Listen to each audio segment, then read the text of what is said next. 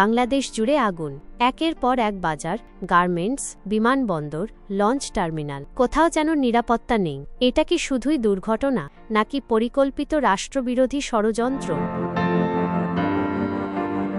গত 15 দিনের মধ্যে দেশে মোট 17টি বড় আগুনের ঘটনা ঘটেছে। প্রতিটি ঘটনায় মিলছে একই ধরনের মিল, আগুন লেগেছে জনবহুল এলাকায় অথবা এমন জায়গায় যেখানে কয়েক ঘন্টার মধ্যেই বিশাল অর্থনৈতিক ক্ষতি হয়।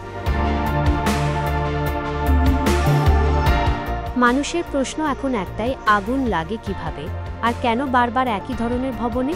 এটি কি শুধুই গ্যাস লিকেজ, নাকি দেশের অর্থনীতি ধ্বংসের ছক?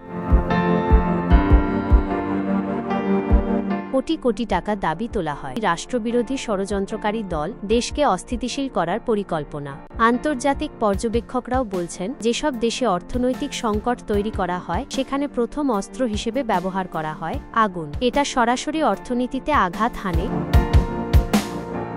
জনগণকে আতঙ্কিত করে তোলে। আগামী 24 ঘন্টা অত্যন্ত গুরুত্বপূর্ণ। নতুন করে আবার কোথাও আগুন লাগতে পারে বলে আশঙ্কা করা হচ্ছে। এই অগ্নিকাণ্ড কি দুর্ঘটনা, নাকি কারো অর্থনৈতিক আগ্রাসন? সরকার কি দ্রুত ব্যবস্থা নেবে, নাকি আরও ভয়াবহ কিছু অপেক্ষা করছে? দর্শকবৃন্দ, আপনারা কি মনে করেন এই আগুনের পেছনে রয়েছে কোনো শক্তিশালী হাত? কমেন্ট করুন আপনার মতামত, আমরা তুলে ধরব পরবর্তী প্রতিবেদনে।